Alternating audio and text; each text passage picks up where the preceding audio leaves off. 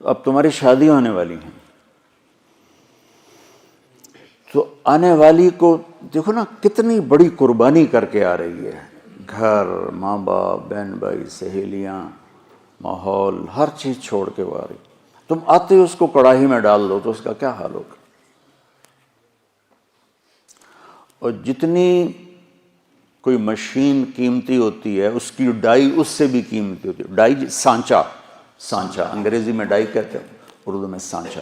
Mercedes کا جو سانچہ ہے جس میں مرسڈیز ڈھلتی ہے وہ مرسڈیز سے زیادہ مہنگا ہوتا ہے. اس پہ کوئی ذرا بھی خراش آ جائے نا اس کو تبدیل کر دیتے ہیں، نیا لگاتے ہیں. یہ جو 2-3 سال ایک ہی ماڈل چلتا ہے کہ نیا ماڈل لانے کے لیے کروڑوں ڈالر پھر خرچ کرنے پڑتے ہیں کہ نئی ڈائی بنانی ہوتی ہے، نیا سانچہ بنانا ہوتا ہے.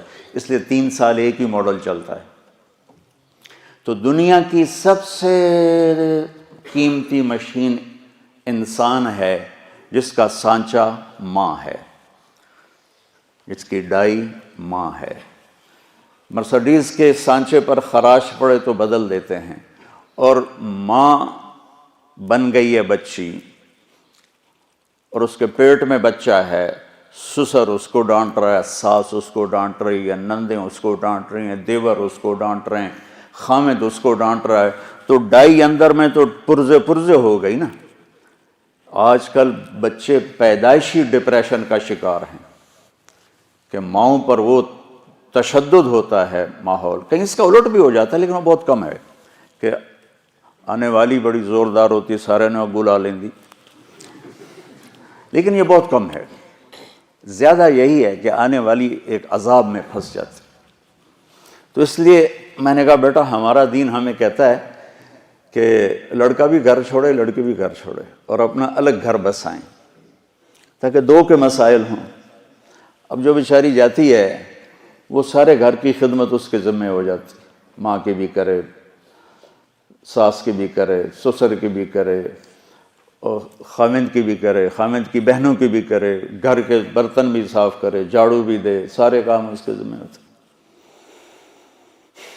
میں تمہیں پہلے بھی کئی دفعہ سنا چکا ہوں کہ اللہ تعالیٰ نے یہ ماحول کیسے آنکھوں پہ پٹی باندھ دیتا ہے. ٹھیک ہے، میری شادی ہوئی فیصل آباد، میرا گاؤں. اس وقت وہاں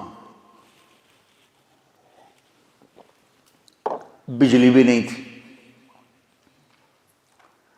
تو میری بیوی شہر سے اور وحشت زدہ ہماری جانگلی زبان وہ سمجھتی نہیں تھی، چپ کر کے بیٹھی رہتی تھی. تو وہ پھر میرے پاس روتی، تسی بولی جاندے ہو میں نے پتہ ہی نہیں لگتا تسی آگ کی رہے ہو.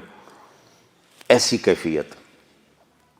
اور اللہ نے آنکھ کھولی تو نوکر، کھانے والے الگ، پکانے والے، کھلانے والے الگ، پکانے والے الگ، سودا لانے والے الگ، حقہ بنانے والے الگ. حقے کا ایک مستقل نوکر ہوتا تھا جس کا کام تھا صبح حقہ تیار کر کے رکھنا اور پھر عصر کے بعد دوبارہ حقہ تازہ کر کے رکھنا. اس وقت حقے پر پوری مجلس لگا کرتی تھی. تو میں نے اپنی ماں کو کبھی نہیں دیکھا کہ میری ماں کو اچھا پکانا بھی نہیں آتا تھا اور روٹی گول نہیں بنا سکتی تھی چونکہ سارا کام تو نوکرانیاں کرتی تھیں. تو میری ماں کو کوکنگ نہیں آتی تھی اور نہ ہی کوئی روٹی پکانی آتی تھی. بطور عورت تھوڑا بہت وہ جانتی تھی لیکن چونکہ کام کرنے والیاں ہوتی تھیں تو ان کو بھی ضرورت نہیں پڑی. اب اس ماحول میں جرگا، پوری مجلس شورا بیٹھی ہے، پوری فیملی کی عورتیں اکٹھی ہیں اور گفتگو کیا ہو رہی ہے؟ تیری ماں تا چولہے تے سڑدی پئی ہوندی ہے تے بیگم تیری ٹھک تے پیڑے تے بیٹھی ہوندی، ٹھک تے منجی تے بیٹھی ہوندی. اور میں ہنس پڑا. میں نے کہا میری ماں کداں چولہے تے سڑی؟ میں نے کہا میں ہمیں تا اسے ماں چو جمیا، میری ماں نو تو ہن تائیں پکاونا نہیں آمدا تو کداں چولہے تے سڑی ہے جو میری بیگم جیڑی ہو ٹھک تے بیٹھی تے ماں چولہے تے سڑدی پئی. میری ماں صرف نگرانی کے لیے جاتی تھی کیا پک رہا ہے کیا ہو رہا ہے بس. یا جب کھانا تیار ہو جاتا تھا تو نوکروں کو تقسیم کرنا، ڈیرے والوں کو تقسیم کرنا، مہمانوں کو تقسیم کرنا، گھر میں اپنے ہمیں یعنی